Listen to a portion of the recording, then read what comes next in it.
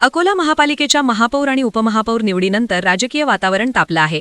भाजपच्या शारदा खेडकर यांची महापौरपदी तर अमोल गोगे यांची उपमहापौरपदी निवड झाली असून 45 विरुद्ध 32 मतांनी भाजपने विजय मिळवला आहे।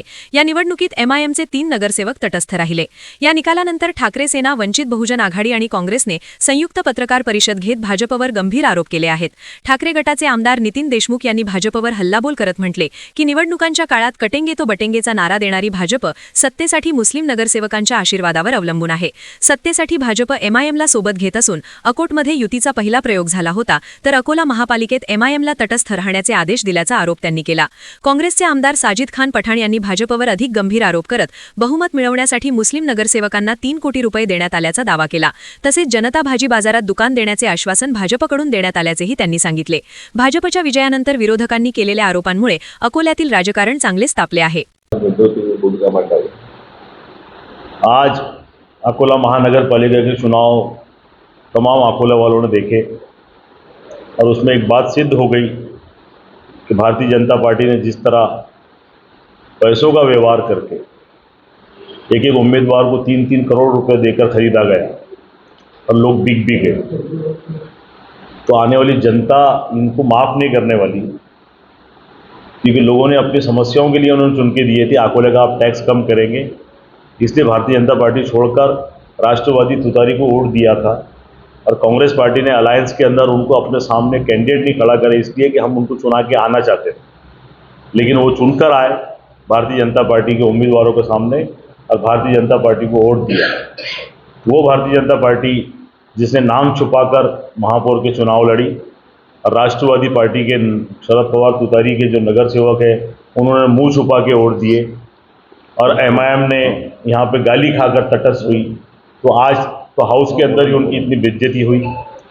और हम जो चुनाव लड़ रहे थे, हम तीनों चारों मिलकर, मैं सबसे पहले वंचित आघाड़ी के राष्ट्रीय अध्यक्ष एडवोकेट प्रकाश जी अंबेडकर का शुक्रिया अदा करूँगा, साथ में नितिन बापू देशमुख शिवसेना से उनके शहर अध्यक्ष, उनका शुक्रिया अदा करूँगा, और मेरे प्रदेश कांग्रेस कमेटी के अध्यक्ष बंटी सपकाल साहब, उनका शुक्रिया अदा करूँगा कि उन्होंने हमको खुली छूट दी, साथ में लड़ने का हमको मौका मिला। अंबेडकर साहब से लड़ते लड़ते हमको बहुत चीज़ें सीखने को मिली कि आखिरी तक लड़ो, विपक्ष के सामने मत झुको, और हम नहीं झुके।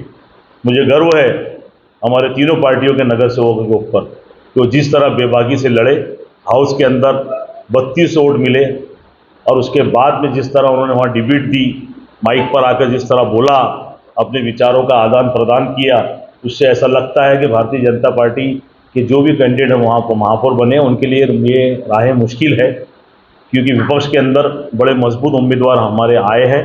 और हमें उम्मीद है कि आने वाले समय के अंदर जब भी विकास की बात होगी, इस शहर के डेवलपमेंट की बात होगी, तो विपक्ष बड़ी मजबूती से उस बात को रखेगा। और सबसे बड़ी बात तो हम अगर चुन के आते, तो हमने पहले से कहा कि हम पहली मीटिंग के अंदर अकोले का टैक्स 50% करेंगे और घंटा गाड़ी का पैसा आपसे वसूला नहीं जाएगा और डेली आपको पानी मिलेगा और अच्छी शिक्षा और अच्छी स्वास्थ्य मिलेगी। तो भारतीय जनता पार्टी ने कभी ये नहीं बोली कि हम टैक्स कम करेंगे, क्योंकि वो टैक्स विधानसभेला कटेंगे तो बटेंगेचा नारा होता। कटेंगे बटेंगे म्हणून यांनी प्रत्येक शहरामध्ये या महाराष्ट्रात मतदान घेतलं। अनेक हिंदू त्या कटेंगेच्या बटेंगेच्या याच्यात हिंदू खतरे में अनेक लोकांनी, हिंदू लोकांनी यांना त्यावेळेस मतदान केलं। पण आज 1 वर्ष झालं, आजची कटेंगेच्या बटेंगेच्या नावावर ज्या युजुभाऊंनी या शहरामध्ये हिंदू लोकांची दिशाभूल केली आणि मतदान घेतलं, खरं चित्र आज महानगरपालिकेच्या निवडणुकीमध्ये ते चित्र स्पष्ट झालं। तुम्हाला स्वतःला निवडून यायला तुम्ही लोकांची जातीवाद निर्माण करता, भेदभाव निर्माण करता, आणि स्वतः सत्ता स्थापन करताना तुम्हाला एमआयएम सुद्धा सोबत चालते। आज या महानगरपालिकेमध्ये एमआयएमचे जे तटस्थ उमेदवार होते, त्यांची तटस्थची भूमिका नव्हती, ते भारतीय जनता पार्टी सगळं मॅनेज करून की तुम्ही बा, कारण की अकोटमध्ये त्यांनी आघाडी तयार केली एमआयएम सोबत, अचलपूरला एमआयएम सोबत भारतीय जनता पार्टीने आघाडी तयार केली। मग आता इथं जर मतदान केलं तर पुन्हा आम्ही बदलावू म्हणून भारतीय जनता पार्टीनं दुसरी चाल खेळली।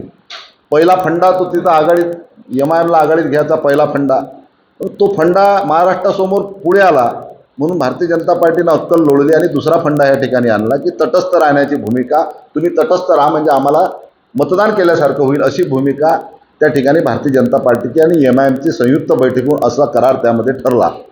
मागच्या वेळेस आमचे सदस्य आम्हाला सांगत होते शिवसेनेचे किंवा आम्हाला त्यावेळेस युतीसुद्धा होती, महाराष्ट्रात होते किंवा भारतीय जनता पार्टीवाले राजेश मिश्रा त्यावेळेस आमचे विरोधी पक्षनेता होते त्या इथं सभागृहात वारंवार आमच्याकडे तक्रार करत होते पक्षाकडे की भारतीय जनता पार्टी आम्हाला निधी नाही देऊ राहिली, MIMच्या नगरसेवकाला देऊ राहिली.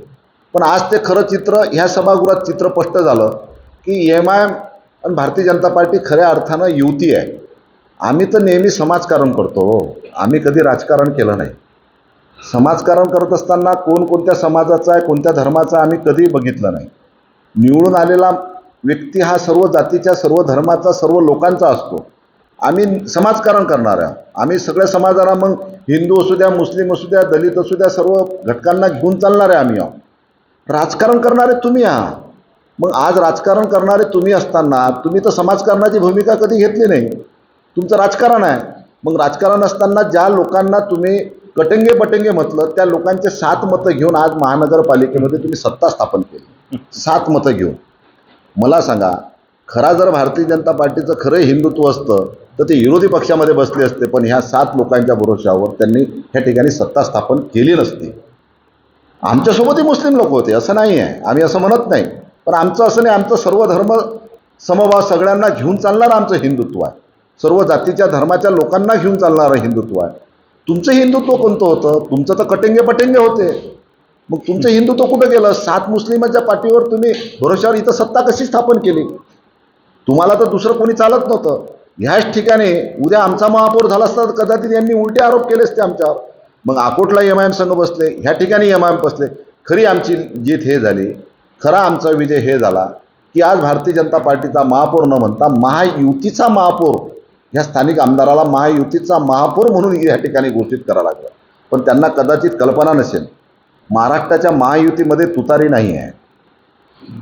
त्यांचा जो स्थानिक आमदारांनी जो काल उल्लेख केला पेपरला की महायुतीचा महापौर, त्यांना कदाचित कल्पना नसेल तुतारी हे महायुतीमध्ये नाही, तुतारी हे महाविकास आघाडीमध्ये आहे.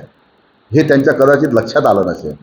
म्हणून कदाचित आज महाविकास आघाडीचे सदस्य जर सोपत असते तर ह्या ठिकाणचं चित्र उलटं दिसलं असतं आणि शिवसेनेचा ह्या ठिकाणी महापौर झाला असता. दुर्दैवानं महाविकास आघाडीतला घटक एक, आमच्यातला एक घटक त्या ठिकाणी तिकडे गेला आणि त्या ठिकाणी सत्ता झाली.